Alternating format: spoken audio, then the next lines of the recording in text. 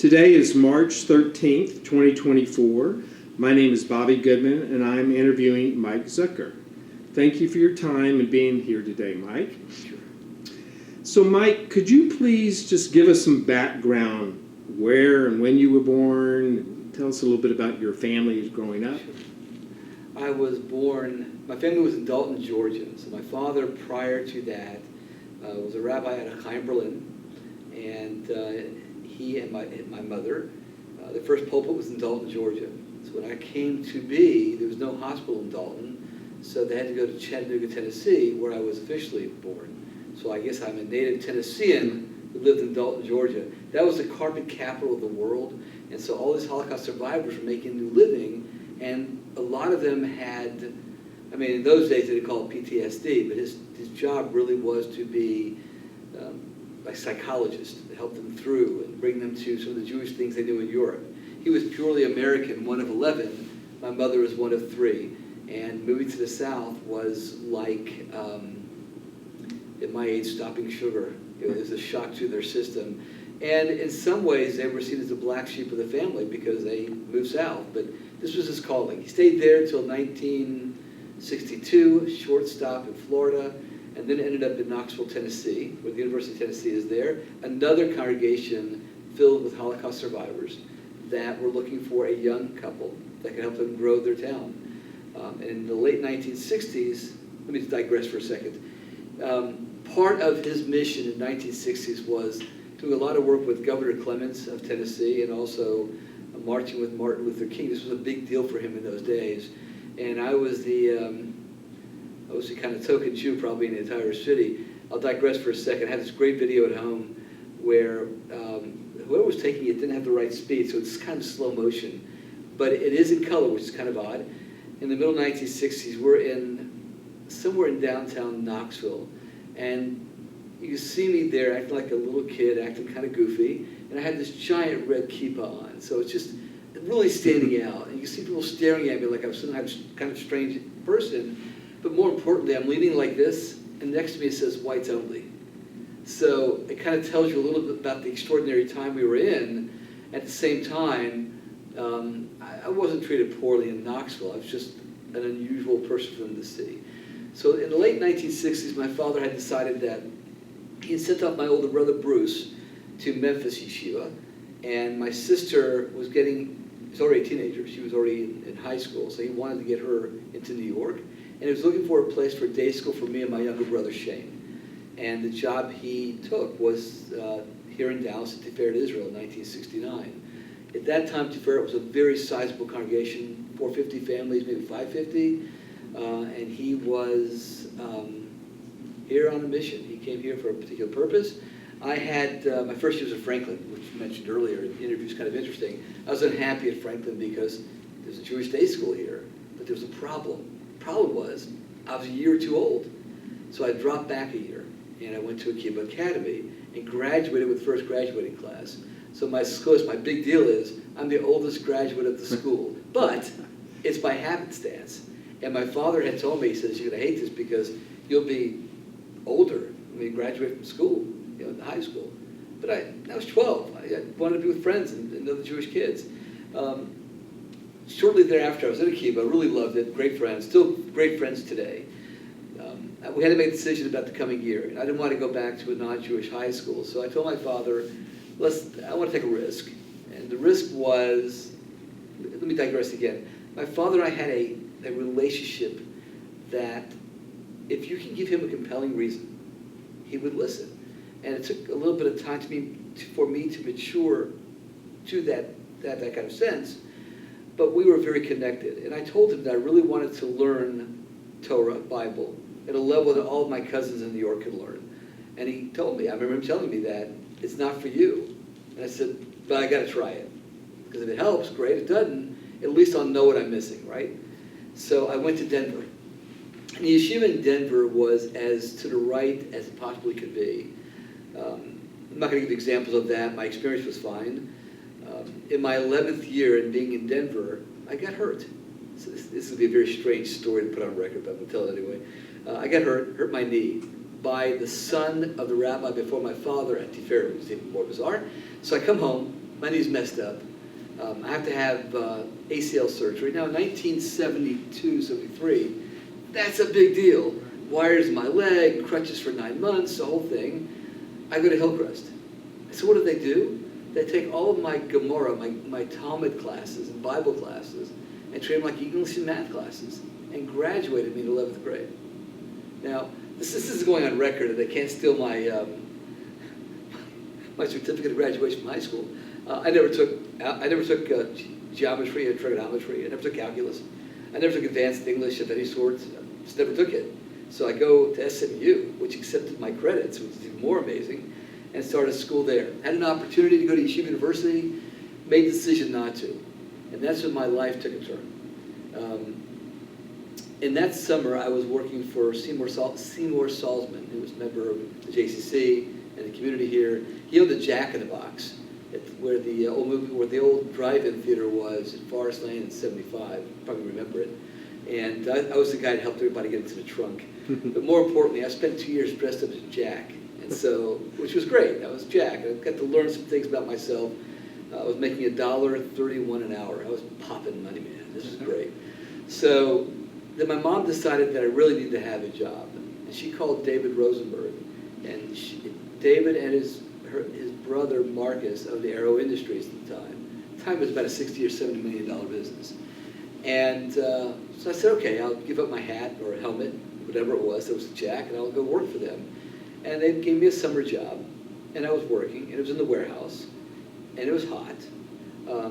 But I kind of liked it. It was really something I didn't have before. I mean, what you're going to learn from me is my mentor in life was my father. He was my rabbi. He was my dad. I love the man. But my mentor in business, in creating what I created with our own family, was Marcus Rosenberg.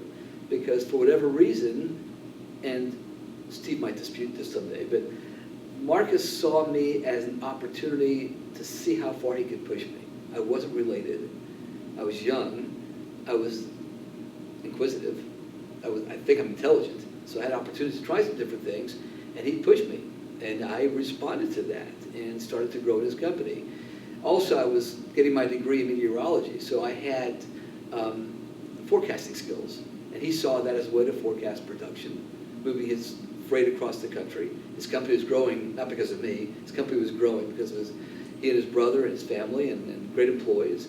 And I was at Aero for 23 years.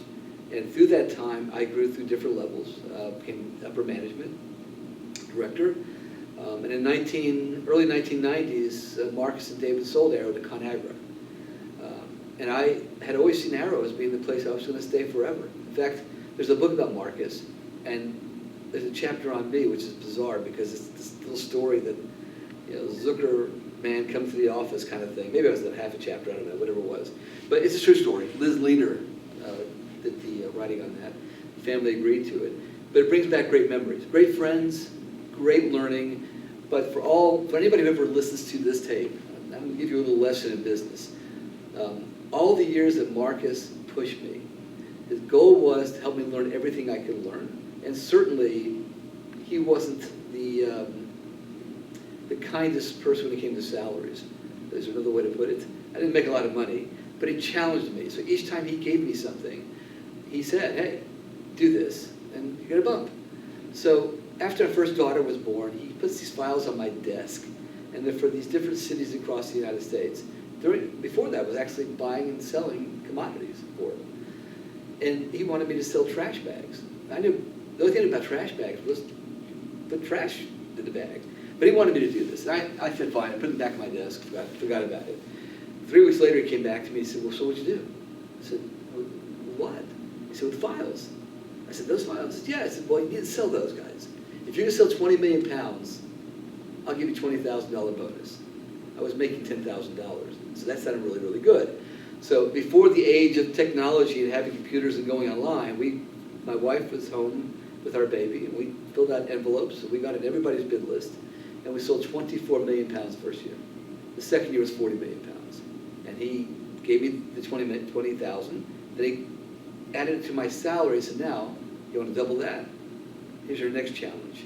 So he saw me as a challenge. And I was having a great time because I was just selling. I mean, I didn't know I could sell. I was going city to city, making phone calls. And He saw that I was getting busier, so he added employees to me, and I was learning the trade of being a manager.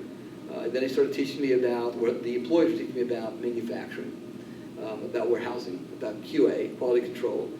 And then I had one other advantage that a lot of other employees did not. I worked directly for him, and very few did. So when I was in his office, he invested in things, and he talked to people. Well, I was in my 30s, so I just took notes and memorized and learned. I'd go home, talk to my dad about it. When I had a moral conundrum, because business can be filled with challenges morally, I would talk about it. He would kind of help me through it. And he would never give me advice I had to live with, more of, let me just move you this direction a little bit. And Marcus would always try to nudge me back the other way. And we have this dynamic going on. And even in the later years of Arrow, when the brothers are arguing over whether to sell, not to sell, children coming to the business, typical what happens in a business as it goes through its second or third generation, things are falling apart. They sold to ConAgra. So where I thought I'd do was Arrow all of my life. And suddenly here I am finding myself in the early 90s. We've got 3 kids at the time, and what am I to do? So I stayed. And they offered me a really good position, and I stayed until 90. I was there still in 96. And then I remember it was one morning, every couple has pillow talks. One morning, my wife says, "Did you sleep well?" I said, "Yeah." I said, I got to tell you something. And she said, "What is that?" I said, "I've learned everything I'm going to learn at this company. I think I'm done." And she, because she's incredible, she said to me, "To go do something else. But we're not leaving town. Let's go figure it out." So I started interviewing and talking to people. I got a great offer from ConAgra to move to Minneapolis. She said no. Another one moved to Omaha. She said no. Another company offered to move me to Chicago. She said no. So I said, okay, well, those are no's.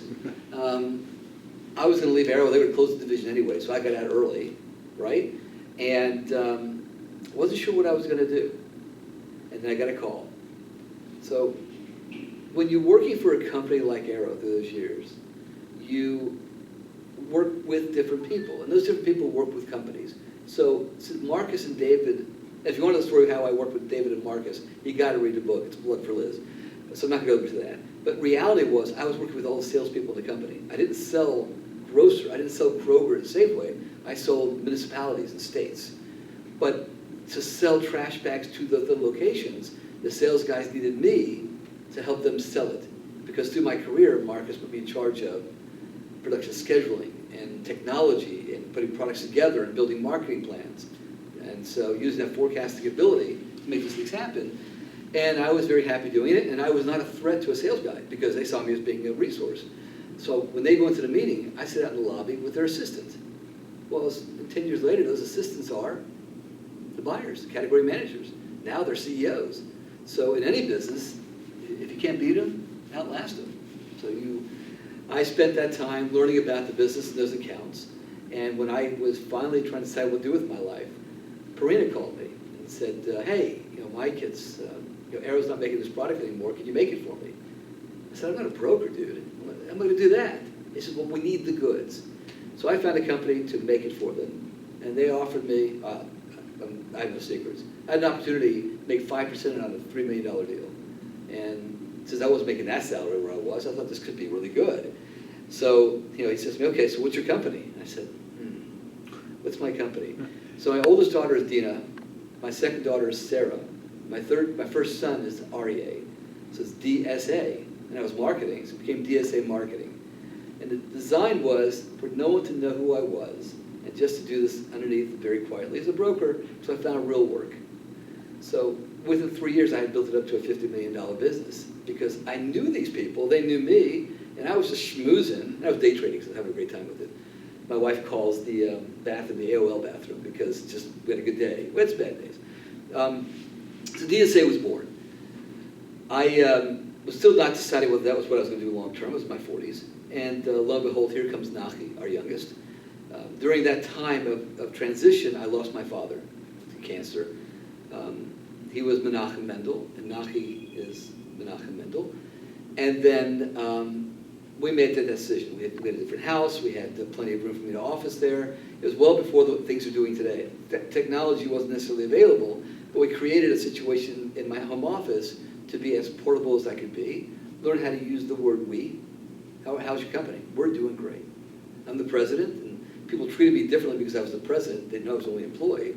So I built this business on the concept of subcontracting employees, subcontracting warehouses, subcontracting manufacturing. And that was the mentoring of Marcus. At the same time, being truthful, not that Marcus wasn't, but being truthful, because if I told the truth, I'd never have to remember what I said. Therefore, I'd need notes. I didn't take dictation, I just talked. Because I could never forget what I said, just unless I lied, and I would have trouble remembering it and be in trouble there. Plastics became a big deal for me, consumer plastics. And lo and behold, Perina calls me again in 2006 and says, hey, during a meeting, you screwed this project up, because I did. To save your business, what do you know about pet incontinent pads? And I said, nothing. Yeah, I know everything. I know it all. Perfectly fine. That created the wholesale manufacturing side of pet accessories. And that was a different situation. At this same time, so I'm going to digress for a second also. While I'm learning business, and while it's 1975 to 2001, to my youngest son was born, that's my business career. At the same time, I was at my father's shul, and I ran junior congregation, NCSY, National Conference About Youth. I was very involved in youth programming. I think Marcus saw that also as part of my job at Arrow. He was very involved in Shari Tefillah that started during the time I was there, and he wanted me to run the youth programming there. I went to my father and I said, all my friends are Shari. To be fair, is throwing his whole axe. I want to stay more conservative, and we want to be more orthodox. And he was very open-minded about it, so we started going to Shari, and I ran the junior congregation, junior NCSY programming, youth programming for many, many years. In the late 90s, when my youngest son was coming around, I was already hitting 40. I decided that I still like it, but I'm getting a lot older than these 10-year-olds, and I'm starting to lose the quality of youth, the energy, the desire. I want to do more. So Gerald Gottlieb, who was the president of, I think, Yavna Kibbutz, at the time of the shul, asked me if I wanted to go into board, want to be part of the governance. I said, sure, I guess it's time. In the late 20th century, the synagogue split. And I'm sure many talked about this. The synagogue split. Rabbi Wolk, you know Rabbi Wolk, Howard Wolk, was the rabbi. The synagogue was in pretty dark times. The debt was pretty bad, to a point where it wasn't going to last much longer. And the biggest giver to the shul was Marcus and David Rosenberg. Well, who had the relationship with them? They didn't pick me because I was that good. I know it's just the way it is. Just because I could speak to them, they understood me, they asked me to be president. I said, sure, I'll try this out. How bad could it be? We're in debt for 3 years. The building's is leaking everywhere. The rabbi's leaving. How bad could it be? And my father by this time was gone. And even though I actually had promised him I'd never go into board leadership. So I went to a dear friend of mine who's also a rabbi, and I asked him what I should do.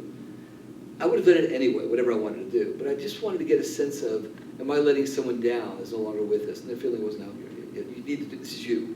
You need to do this. So I became the president of Shari Tefillah, and I love the story. So I called Marcus up. We were $250,000 in debt, and since we had no membership, it was pretty hard to pay that in membership. But we split 80 families. We had 40 left. And I called him on the phone. We talked for a few minutes. He said, well, why don't you come by and talk to me? I said, Marcus, I got a job. I got a business. I don't have time to yell that, because Marcus was robust. My best word. He's robust. So he says, what's it going to take? I said, $40,000. He says, okay, come by and I'll give you $40,000. So I go to his house, said he has money for the shul, and he has 10 checks on his desk for $40,000. That means I've committed to going to his house 10 times, which we did, and found solutions to his anger over the board, and repaid the debt, searched for a new rabbi. And it worked out fine. And he trusted me because I worked with him before. But then the conundrum is, I had worked for him. I no longer work for him. I'm responsible for the Constitution. I'm responsible for the bylaws. I'm responsible for the membership. My job was to build the shul. So that was something I had to live with and learn how to do. So I was president for 4 years. In my last year, Dan Prescott came to me and said, hey, Kiva really needs you. And I thought, no, I'm having fun. I'll go to a Kiva. After 2 years doing that, Pam Fine said, Yavna really needs you. They were separate at the time. And I was getting close to my limit. I mean, after almost 12 years, what am I doing? At that same time, as our children were getting older, one of our daughters had a substance abuse issue that she fell into that we had to deal with. My brother was not well, my mother was not well, and she was mentally not stable, so we were going through this time. Another story I love telling. It was 2007, 2008, we're talking about a new head of school. In my dining room, my daughter disappeared, my mother's going out of her mind, and we're arguing at the board, and I'm thinking, this is just great. So, I can see my wife was looking at me very concerned. We're going to make this work and get through it. We did. The school found a new head of school. My daughter today is fantastic and amazing with children. She survived. I'm going to tell you a little bit of that story. And my mother lived to 2009. For those who ever watched this, if you're ever a son who has to commit his mother, it will change your life in both a very extraordinarily difficult way, but in a way to understand humanity and how humble you have to be to do something like that. At the same time, my brother had a heart transplant. It was in very bad shape. We were trying to deal with a family that he has with 4 special needs kids. And the older brother's helping me with, and I'm helping it.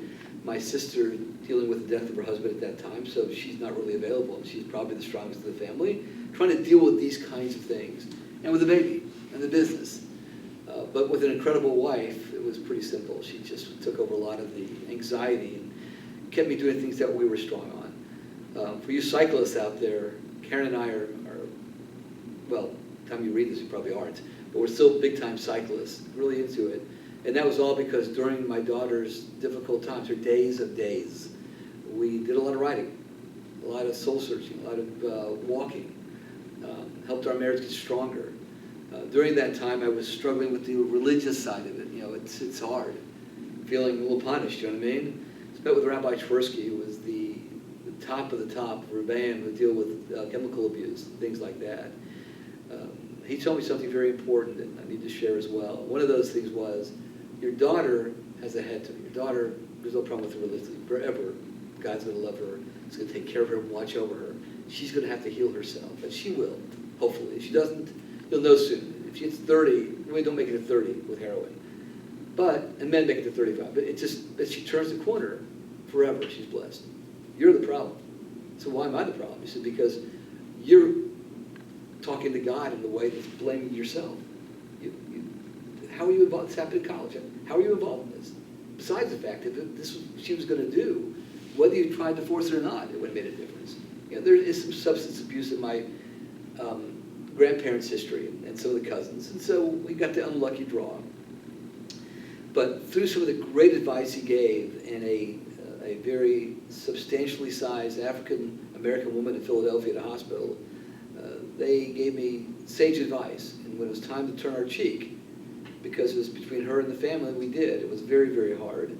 But when my first granddaughter was born, Sarah returned. She said, she made herself well. She realized it was time, and she worked very hard. Didn't need forgiveness, just needed to show us some love. We all got together and talked about it. And the family, the siblings all were with her. Today she has 2 kids, husband, married a while now. Great, she works for the company, my company. Terrific, probably most worried about us. And still looks great, which it's a gret story. And for those of you who have not had a good story, my heart bleeds for you because it's not an easy time. So how did this treat the business? How did this treat the community? So in 2009, I had just about enough. I mean, lay leadership for that long. And, you've been in it, so you understand what I'm talking about. Many of you out there have been through it, getting a sense of how it, once you do it, you will realize some of the people you thought were friends are not. And some of the people you didn't know how good they were, how great they were, and how much of an effect they could have on the community. You learned a lot of new things. But you make friends forever as well. The shul asked me to do it one more time when President Robert Leader needed to step aside for business purposes. So I did it for a 5th year, and worked with Rabbi Pearl, who I'd hired in 2001, and then worked with Richard Rohan, the next president, to hire Rabbi Rakowski, who is now with Shul today. So I've been very involved in that lay leadership and act as an ambassador, whether at Akiba Yavna or at Share, whenever they need me in terms of that. The other thing that the company that I built around was, besides marketing, selling, manufacturing, wholesaling, the things that we do, is I work with schools and other synagogues out of town and local public schools when they have a board of directors issue, just to talk it out, let them scream and yell at each other. Then I get the opportunity to tell them what, well, we're on tape, so I'll say it anyway, what idiots they are, and help them understand that really there's much more to it than what they're feeling today. And if they would just reflect on the board minutes over the last 3 decades, this is the duplication. They never change. People that say humanity is the same. And it gives me a chance to exercise the right to share some experiences, both in the Jewish community and not-Jewish community, and still learn about myself. Been married to Karen now for 1981, so it's 43 years. So let's go back for Sure. a second. A couple of questions I have just about your past, and I want to get to your family life here too. The other is what a journey. Oh, thank you. Just talk it away. First of all, where were your grandparents? Where were they born? So Where'd my they come father's from? parents were born. My grandfather was born in Germany, Mhm. and my grandmother was in Hungary. They came before the war. They came to the United States. He worked on the Lower East Side as a dressmaker. He was the only non-rabbi in his family, but in those days, you lost your job before Shabbos because you couldn't have it, and you started Sunday. And so you have 11 kids, and that's kind of the part of the earlier story. As he got older, he fought on the Hungarian side in World War I. It was Austro-Hungarian, and he had a head injury. So he was a child, had a grandfather with this disfigured head, and but very European. My grandmother spoke many languages, but his expectation was that the family will support him. And so you're newly married, you have kids, and you live in the New York area. You give part of your salary to the family. My mother wasn't thrilled with that arrangement. She wanted to build a family. So when they left, it was considered traitorous. You know, what are you doing? It was as much a mixed marriage that you could imagine. Their wedding was a lot of yekis, so they're at the wedding, and her family, which was, let's just celebrate, baby. We're just going to party away. So a completely different involvement. So you look at the wedding pictures, you think you're in some strange circus. But they were all religious, and but they commonly did not get along. My mother's family, and this is really interesting, her family was from Moldova and from Poland. So my grandfather was from Moldova, and Molten, his last name. And my grandmother was Poland, also in Transylvania, but that border kept moving with Romania, so it's difficult to say where she was from. And they were farmers in Vineland, New Jersey. Got tired of farming, went to Atlantic City to open a bed and breakfast. So all the Trump fans are about to get upset. And Trump moved into Atlantic City and crushed him, wiped him out. So they left there, and then she passed away, and my grandfather lived with us for a while. So, in fact, you grow up in Tennessee, and fast forward, you get yourself to Dallas. Yep. You're at SMU Yep. at an earlier age, because I think you graduated high school early? Well, I graduated high school at the right age. Okay. Yeah. How did you meet Karen? Where did you meet her? How did you meet her? Yeah, so I met my wife. At that time, the question was, and remember, I'm a religious guy. So a modern religious guy in today's standards, the way you would look at it. But the question mark was, Dallas wasn't really a bastion for Orthodox girls. Most of the guys are meeting their ladies out of town, and the ladies are meeting their guys at college. And I was working all the time, and I was really loving it, and I was lonely. And I was dating some girls here, but I had a lot of girl friends. So groups of us would go out together all the time. And through youth programming, we would travel together, do things together, but there never really wasn't, I mean, I dated for a while with one young lady, and another one for almost 2 years, but it wasn't going to be a marriage situation. So Friday night, the way Israel worked was an earlier minyan for those who kept Shomer Shabbos. Then there was a community minyan for the people who wanted to drive and come and see it, and they would go through their, please rise kind of thing, and it was like, my father wanted me to always come pick him up, then walk home alone. And we lived in Curran Drive, 3 blocks from where Tiferet is. Those days, also, Hillcrest wasn't what Hillcrest is today. So went to pick him up, and he sees me. He comes out running away from the line. He said, "You got to meet this girl." This is girl here, you got to meet her. She's the perfect age. So I run over there, and he introduced me to this young lady, Karen Benson. She's 19 years old. I'm 23, and her parents. And they had gotten lost. They're trying to go to Sheriff. They ended up at Tiferet, and I meet Karen. So I thought about it. I should invite her out with her friends, the whole group. She's quite attractive, the whole group, and I'm a little bit shy. Well, not really that shy, but I was kind of shy about this. Obviously, I'm not that shy. So I thought, we're going to go out Saturday night or Sunday night. Let's all get together. So I called her up. She's going to tell the story differently. Called her up to invite her. I said, hey, Sunday night. She goes, yeah, I'd love to go out with you. I was going to invite her to go out with us, group. So I'll go with you. So I said, you bet. Engaged 30 days later. So here we are 43 years later. 43? 43 years. Wow. So she is my best friend by far. My best salesman's job ever. I never beat that sale. I did there. Love this woman intensely. It's never been a question mark for us. Children recognize it. They have great marriages. Someone called me. We were in Israel with the Jofa trip here just a few months ago to visit, to do a little mini mission before the Federation's mission. And one of the ladies there said, gosh, you're like honeymooners. I said, yeah, we're close. We have nothing. She does not work in the business. We keep that separate. We exercise together, vacation obviously together. She has many friends. I have fewer friends only because she's my friend. I got to work. So, but it just worked. Now, when I tell folks that, so we told our parents. Her father kind of flipped a little bit. My father said to me, "Are you sure?" I said, "I'm sure." It's okay. All right. So my mother said, "I think she's lovely, but there are wealthier girls out there." And Mom was always worried about how to make a living. I said, okay, whatever that means. But so I think they never told us this. We got engaged, met each other in the fall. So we were engaged, wanted to get married in the spring. But my father wasn't available till October, really late September, which seems like it was a conspiracy. But he claimed he wasn't available. I want him to marry us. So we waited until Labor Day weekend to get married, which was a way to wait 9 months to get us to settle in, right? Plus her father really wanted her to be 20. So we got married. So, we get married. It was a wonder. It was a very large wedding because it had to be part of Tiferet Israel. And then we had like a private ceremony. A first big dinner and celebration was with Tiferet.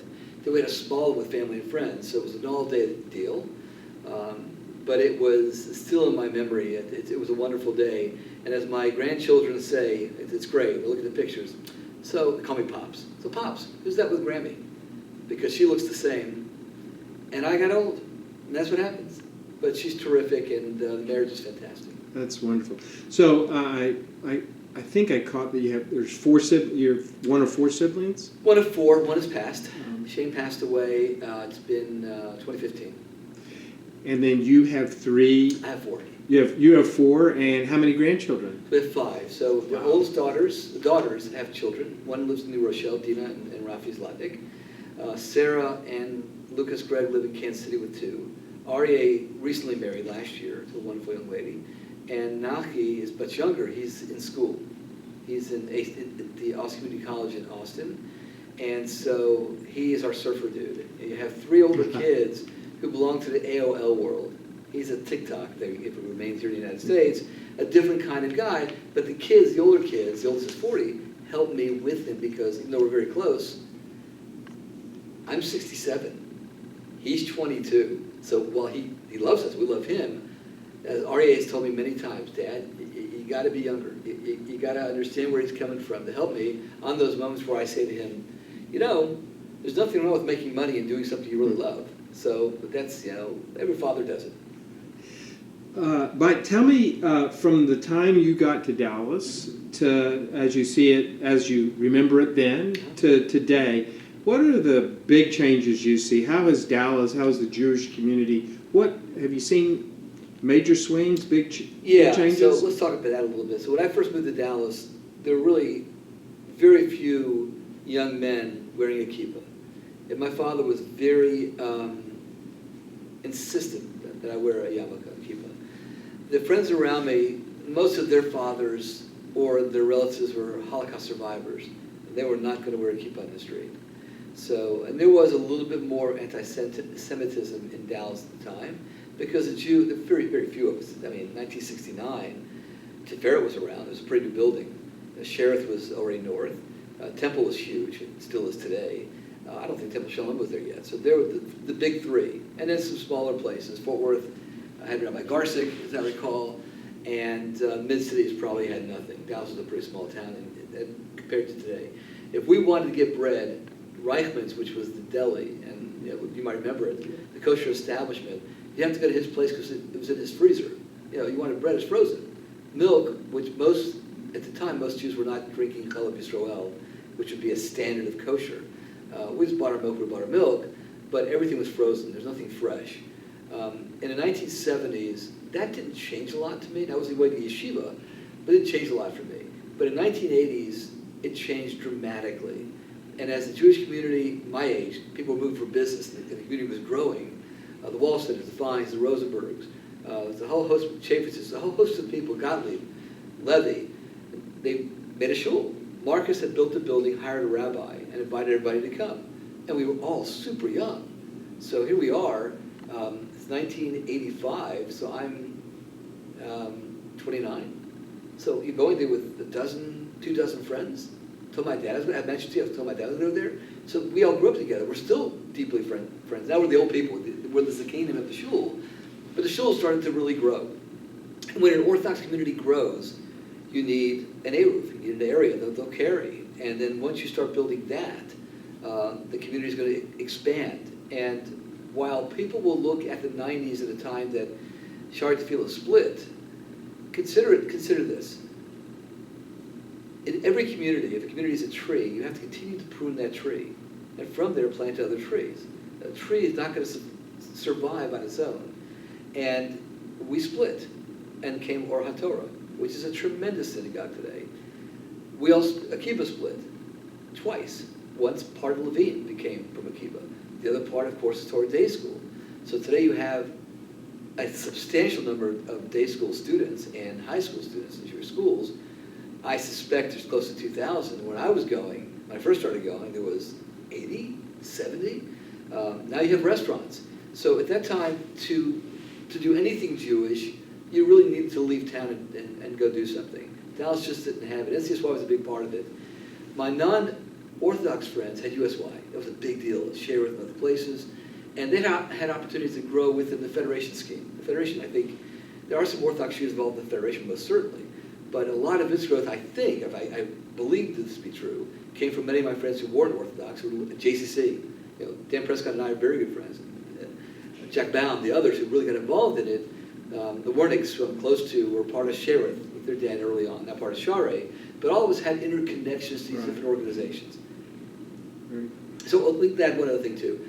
Population-wise too, I mean, if you assume that if there's less than 2% Jewish in the world, if the same thing falls for Dallas-Fort Worth, that'd be 140,000 people. At the time in 1969, that would be like, 25,000 people. So there you go. I mean, it's changed. Mike, I think you alluded to this earlier, but I'll just ask you anyhow. I always like asking this question. Okay. Who's your role model? When you answer the question, you're kind of stuck with it forever because people are going to read this. As I mentioned earlier, and I'll go deeper into it. In the Orthodox world, they want you, oftentimes in the more ultra-Orthodox world, you're to be closer to your teachers, to a rabbi. In the more modern aspect of it, it's family and rebbeim and those kinds of things from a religious and moral perspective. My attitude about life is my attitude, and while many would agree or disagree, I don't particularly care, quite honestly. It's one of my great successes and great weaknesses. I don't care what people think of me. So as long as I am morally just. To me, it was about this relationship I had with my father when he passed. It was Rabbi Pearl, who's now in New York. He became he's still a very dear friend, a rabbi who gave me great spiritual advice that I look up to. For most people, it would be somebody who's older. He's actually younger. Mentoring for business, Marcus Rosenberg was the gift that God gave me and to his family. And while there are many who didn't much care for him, as they don't care for me, I found him to be an extraordinary mentor.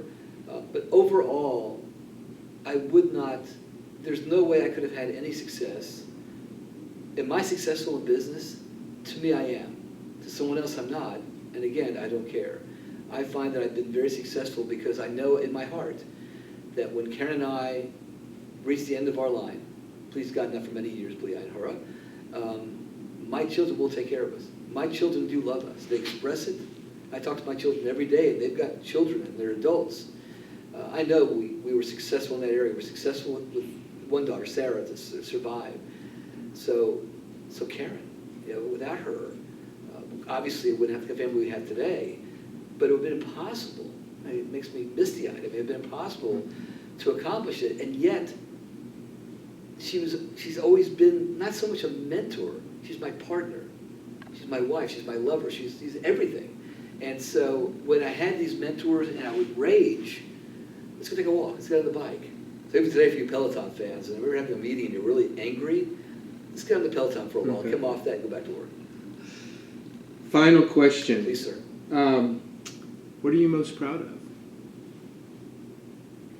The standard answer is always your children. I am most proud of the family we've built. That's number one by far. My grandchildren, they see me as an old man, and they always will. They'll never forget me because I'm the old man in their life. They love their parents, most certainly. But I'm Pops. I'm weird Pops. I'm the guy that there'll be more, and I want more. I built a business. My wife and I built a business and a family that is consistent. And I'm going to say something that's probably potentially going to insult some people ultimately. Life brings you tremendous lessons. So I learned a lot about substance abuse, obviously I mentioned that. I've learned about failure within the business and gains and learning. I've learned about financial issues through mentorship, things that I did in education. But you have to have this balance that you have and the things that you experience are what's going to determine who you are. And I'm continue to evolve even religiously. Went to Israel with JOFA, that's Jewish Orthodox Feminine Association. So I was one of the few guys that went to listen to what we had to say about what's going on in Israel. I came back I struggled with it. I struggled with what was going on. And I'm spending more, instead of going to meeting in the morning, spending more time at home learning and studying and philosophically understanding myself to create a better version of myself and re-evolve into it. But the idea of what I've learned also goes to business. I watched the company split and have to sell. I won't do that with my company. No one's taking over the company. I'll split it. If the children want it, I'm splitting it. So they can have it before they go in. So they can run their own thing, build their own way, find their own way. But I'm blessed with the fact that they don't necessarily want it. They're successful in their own right. So I have this thing, and my wife has this thing. As I explained to my son the other day, we're certainly not the most wealthiest people in the community. Not by a long shot. We're certainly not the least wealthy in the community. So money isn't necessarily a big problem for us, and there's a comfort in that. And so while he was freaking out about a credit card that bounced because he reached a limit that I gave him, told me a limit on, told you he's in college, I said to him, but I'll take care of it. That's the good news is, yeah, but we've got to learn from it all. So there's these lessons we learned and the loss of life that we've had. My sister buried 2 husbands, and she's married again. She buried a daughter. I buried a brother, a mother, and a father. I've buried friends. We've had children, grandchildren. We go to the synagogue. I talk to God. I believe He talks to me. We live our life. I love the life that I have. And this community, regardless of what synagogue or temple you go to, and whether you spend your time in leadership as you have with the JCC or the Federation, or wherever you're affiliated with, you show up. And if you show up, you're going to be fine. And we go to shul, we have our friends, our community, we have everything that we need, and the love that we feel. It's wonderful. Well, first of all, incredible journey, and the journey continue. Thank you so much for your time today. It's been wonderful hearing, and thank you for sharing your story. Thank you, sir.